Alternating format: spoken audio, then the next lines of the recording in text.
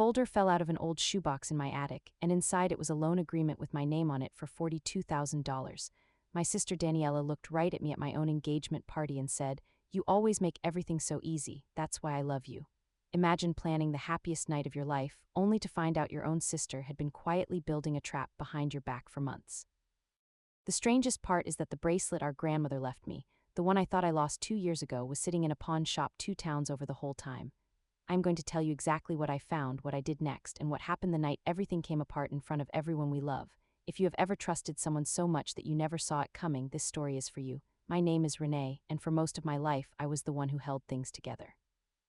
I am the oldest of 2 girls. My sister Daniela is 4 years younger than me. Growing up, I was the responsible one. If something needed to be done, I did it. I worked 2 jobs through college so I would not graduate with debt.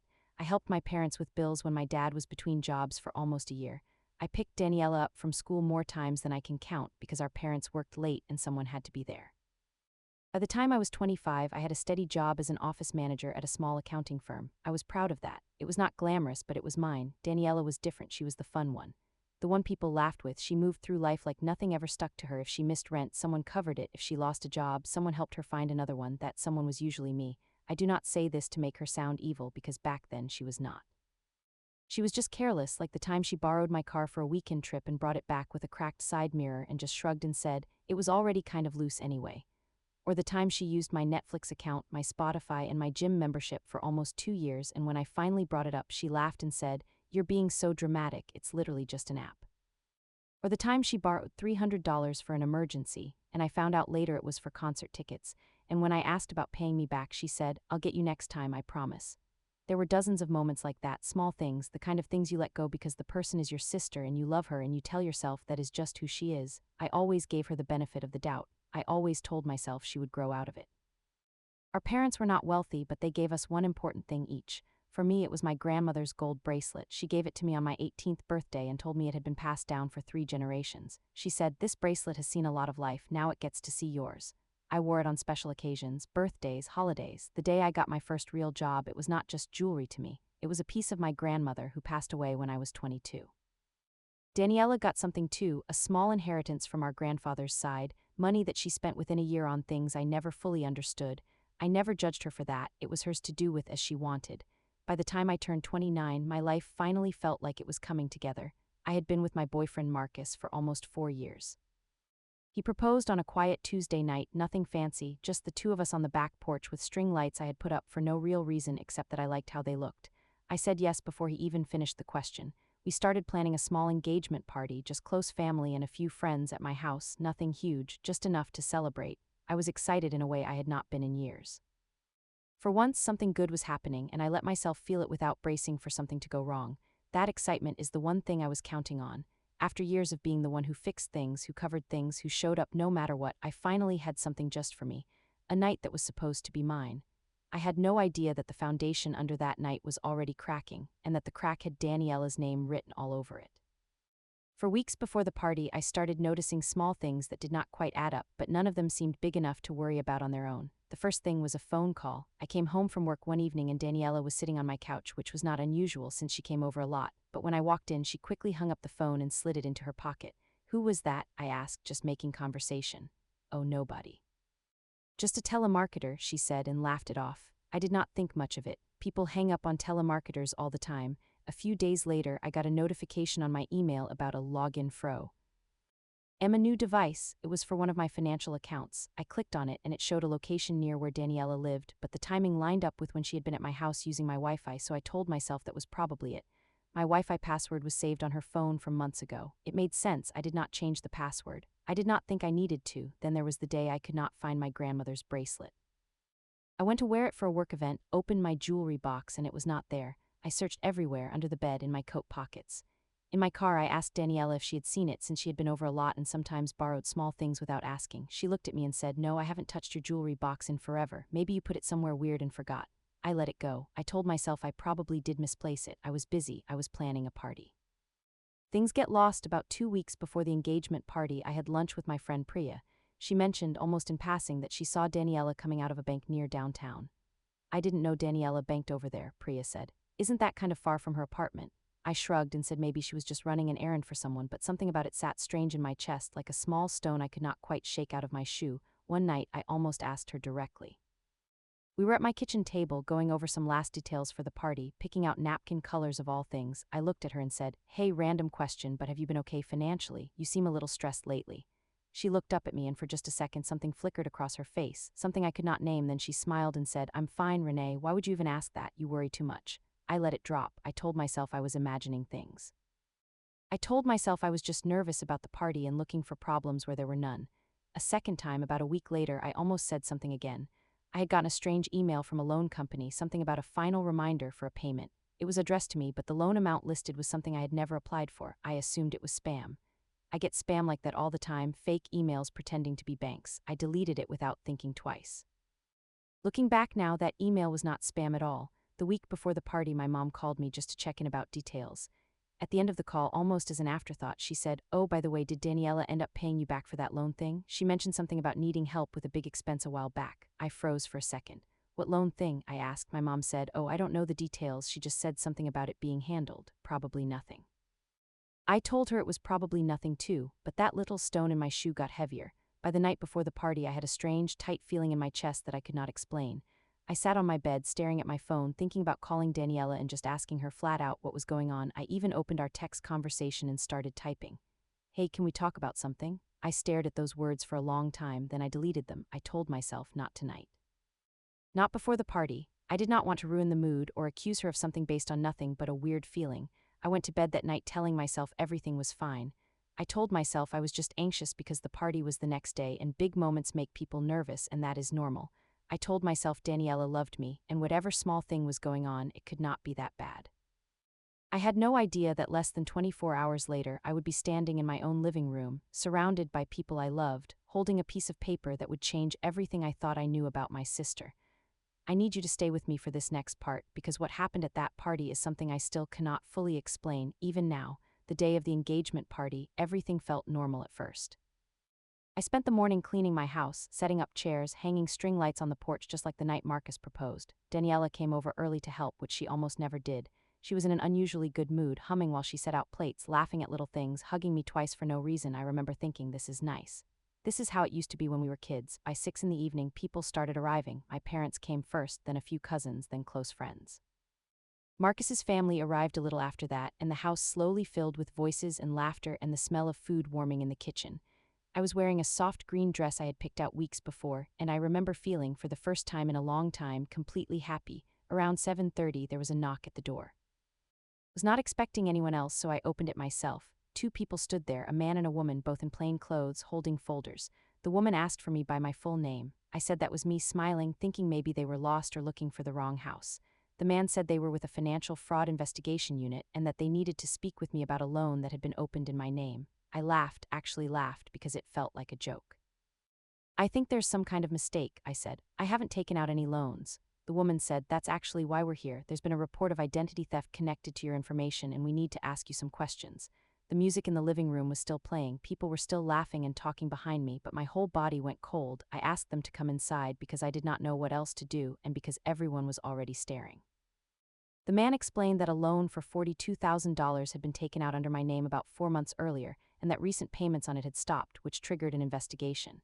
He said the loan had been linked to suspicious activity and that my name had come up as both the account holder and a possible victim, depending on what they found. I just stared at him. I could not speak. I could not breathe. $42,000, I said, more to myself than to him. I never. My voice did not sound like my own voice. The woman asked gently if there was somewhere private we could talk, since this was clearly sensitive information. I looked over my shoulder and the entire room had gone quiet. Marcus was standing near the kitchen, his face pale, his eyes locked on mine. My parents were near the couch, frozen. And Daniela was standing by the window, holding a drink, and she was not looking at me. She was looking down at the floor. I led the investigators into my home office, my hands shaking so badly I almost could not turn the doorknob. They asked me a series of questions. When did I open certain accounts? Had I ever lived at a certain address? Did I recognize a certain phone number associated with the loan application? I answered everything as honestly as I could, but my mind was somewhere else entirely. I kept thinking about that email I deleted, the one about a loan I never applied for.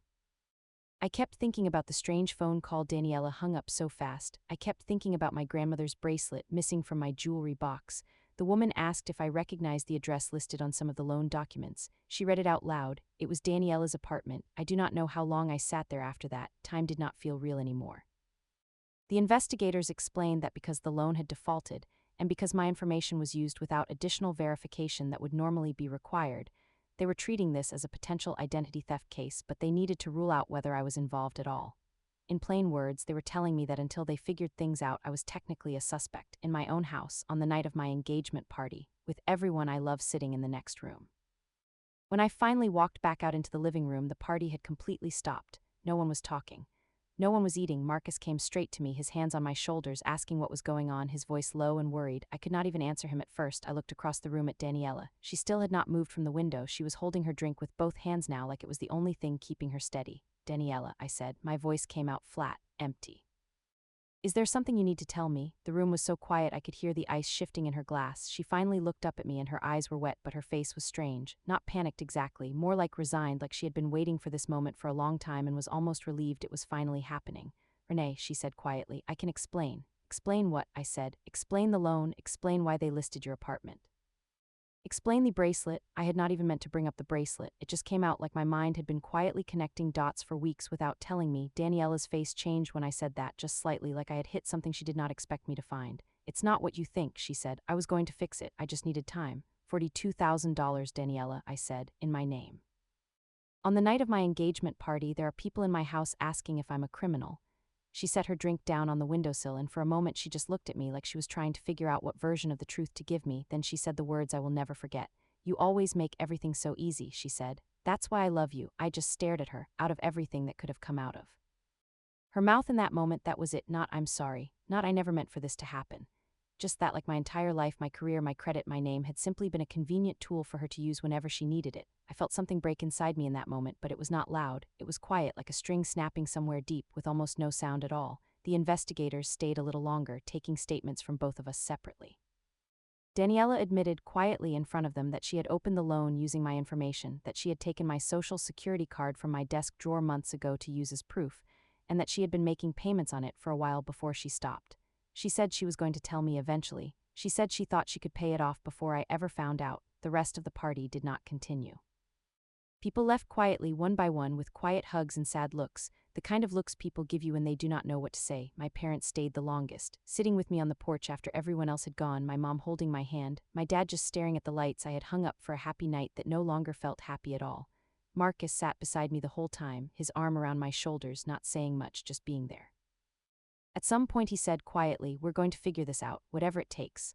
I appreciated it. I did, but in that moment I did not feel like anything could be figured out. I felt like the version of my life I thought I had, the steady one, the responsible one, the one where hard work and good choices meant something, had just been quietly taken from me without my permission. Not just the money, not just my name on a piece of paper, but the basic, simple belief that the people closest to me would never use me like that. That belief was gone, and I did not know yet how I was going to live without it. I want you to imagine sitting with something so heavy that you cannot even cry about it yet because your mind has not caught up to what just happened. That is where I was for the next few days. The investigation took almost 3 weeks to fully sort out.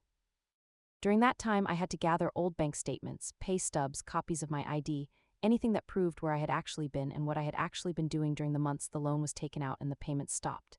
It was strange, having to prove my own life to strangers, strange, having to explain again and again that I did not take out a loan I never knew existed.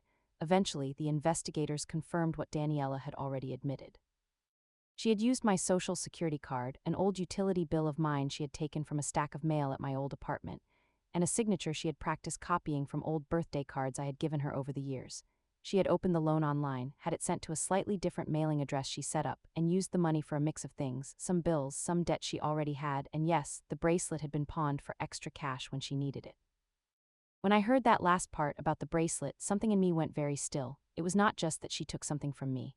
It was that she took the one thing that connected me to my grandmother, the one thing that was supposed to last beyond both of us, and she traded it for cash like it was nothing. During those 3 weeks, I barely slept. I went to work because I had to, because bills do not pause for heartbreak, but I moved through my days like I was underwater.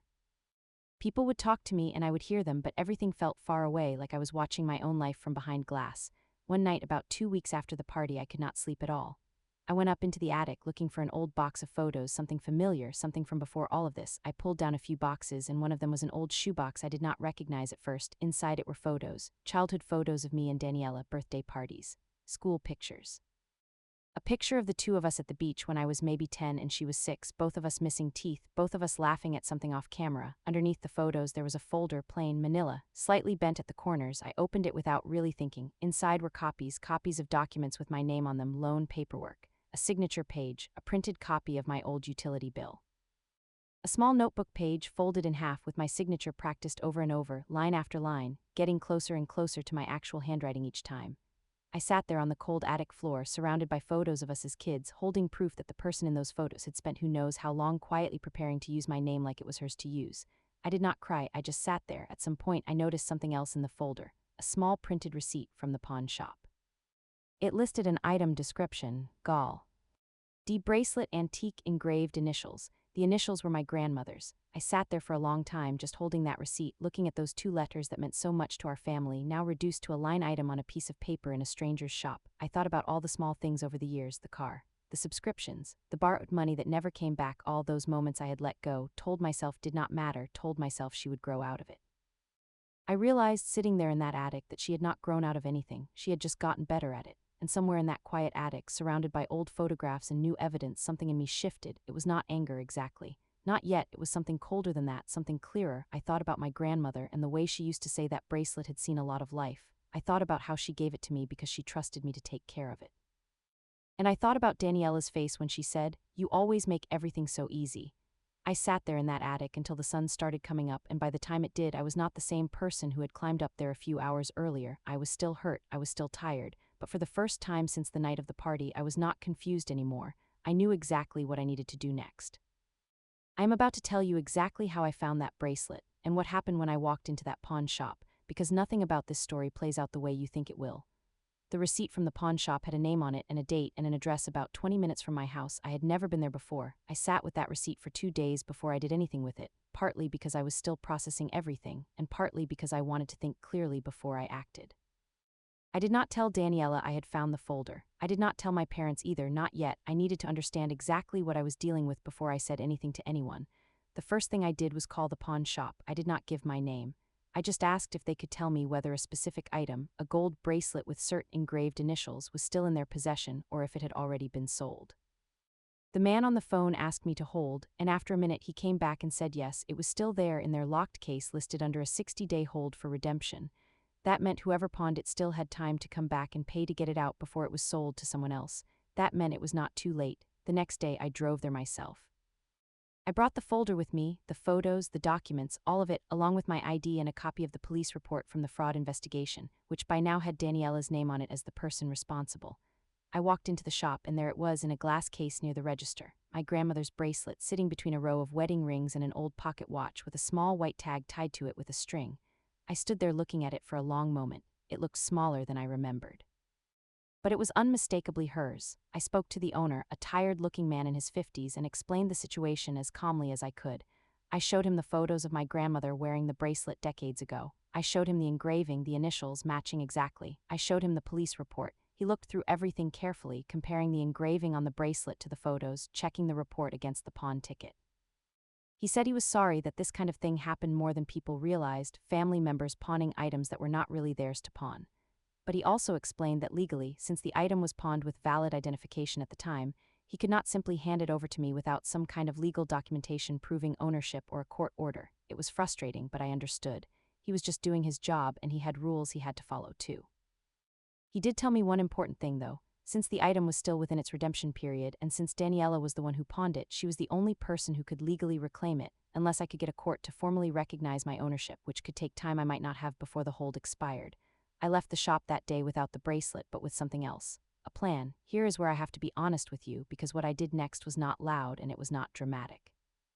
It was quiet and it was patient, and it relied on one simple thing: Daniela's own habits. I knew my sister. I knew that when she got stressed, she avoided things. She had avoided dealing with the fraud investigation for as long as possible. She had avoided telling me the truth for months, and I had a strong feeling, that she had not thought about that bracelet sitting in a pawn shop since the day she walked out of there with cash in her hand.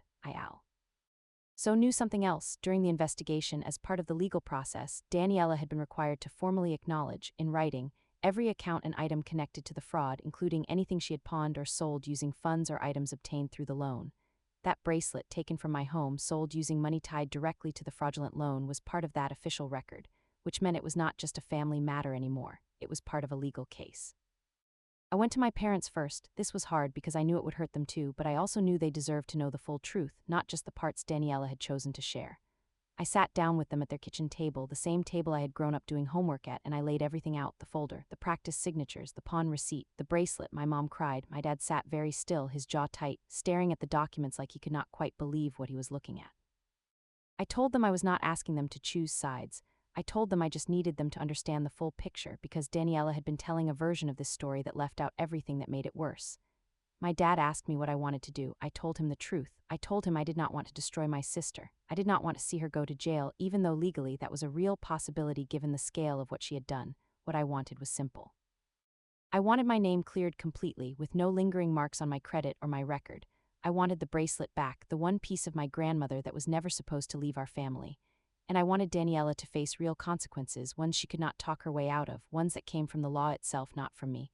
My parents agreed to support whatever I decided, as long as it was something I could live with, so here is what I did. I worked with the investigators who were already handling the fraud case. Since the bracelet had been purchased using funds directly tied to the fraudulent loan, it legally counted as proceeds from the crime. That meant it could be included in the restitution process, the part of the legal case where the person responsible has to return or repay what was taken. I provided the pawn shop receipt, the photos proving the bracelet belonged to our family, and the engraving details, all as part of the official restitution paperwork. A court order was issued because the case was already active and because the evidence was clear. It did not take as long as I feared. Within a few weeks, the bracelet was legally released from the pawn shop, not to Daniela and not even directly to me at first, but as part of the formal restitution order tied to the fraud case. There was one moment where everything almost fell apart. About a week after I filed everything with the investigators, I got a call from the pawn shop owner. He told me, somewhat awkwardly, that someone matching Daniela's description had come into the shop 2 days earlier, asking about redeeming an item, and had paid part of the redemption fee in cash before he recognized the name on the ticket and realized it was connected to an active investigation. He said he had to turn her away and explain that the item was now under legal hold, which apparently caused a scene. My stomach dropped when I heard that. For a moment, I thought maybe she had gotten there before the court order went through, and maybe the whole thing was about to fall apart. I called the investigator handling the case immediately, my hands shaking as I dialed. She told me to stay calm and explained that even though Daniela had attempted to redeem the item, the hold had technically already been flagged in the system the day before, based on the paperwork I had submitted. Daniela's attempt had actually been recorded, and because the item was already flagged as part of an active fraud investigation, her attempt to redeem it using funds connected to that same case only added another data point to the record against her. In trying to quietly fix her mistake before anyone noticed, Daniela had walked straight into the exact thing that locked the bracelet away from her permanently. A few weeks later, I received a small padded envelope in the mail from the court, along with a release form I had to sign. Inside the envelope was the bracelet. I sat at my kitchen table and held it in my hands for a long time before I put it on. It felt warm, even though it had been sitting in a locked case for weeks.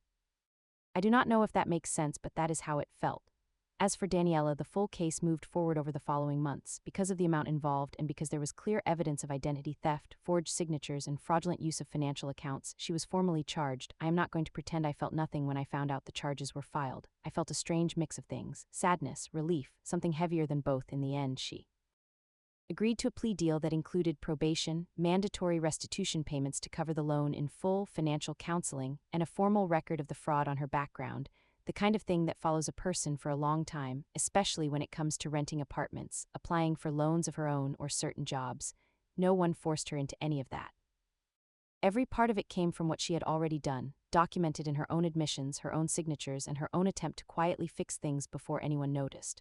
When she found out the bracelet had been returned to me through the court, and that her attempt to redeem it had become part of the evidence against her, I heard, through my mom, that she just sat there for a long time without saying anything. Later, my mom told me Daniela had said one thing. She said I didn't think she'd actually do anything about it. That sentence stuck with me, because it told me everything I needed to know about how she had seen me for years, not as someone with limits, not as someone who mattered enough to fight for, just as someone who would always eventually let things slide. This time I did not. In the weeks after everything was settled, the changes were quiet, but they were everywhere. Daniela stopped coming to family dinners for a while. At first, my mom would set a place for her anyway, out of habit, and then quietly take it away when she realized Daniela was not coming. After a few weeks, she stopped setting that extra place at all. The phone calls stopped too. Daniela used to call me almost every day, sometimes just to talk about nothing, sometimes to ask for small favors. After everything came out, those calls just disappeared. At first, I kept checking my phone out of habit, the way you do when something used to happen every day and suddenly does not anymore. After a while, I stopped checking. My parents were different with each other too. My dad, who used to bring up Daniela in almost every conversation, talking about her plans, her job, her latest idea, slowly stopped mentioning her as much. Not out of anger exactly, more like he was still trying to figure out how to feel about everything.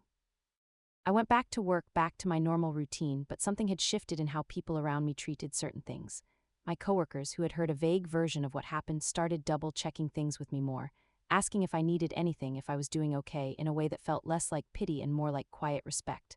Marcus and I kept planning our wedding, smaller than before, but with more care put into the parts that actually mattered. We did not invite as many people this time. The people who came were the ones who had stayed close through everything.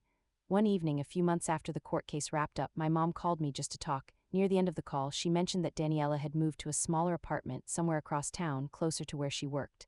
My mom said it carefully, like she was not sure how I would react. I told her that was fine, and I meant it. A week or two after that, I was at my parents' house for a Sunday dinner, something we still did, just smaller now.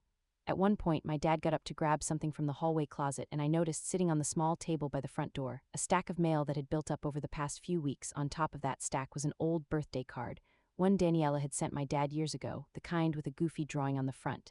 It must have fallen out of a box during some cleaning. My dad picked it up, looked at it for a second, then set it gently back down on the table, face down, and walked into the other room without saying anything.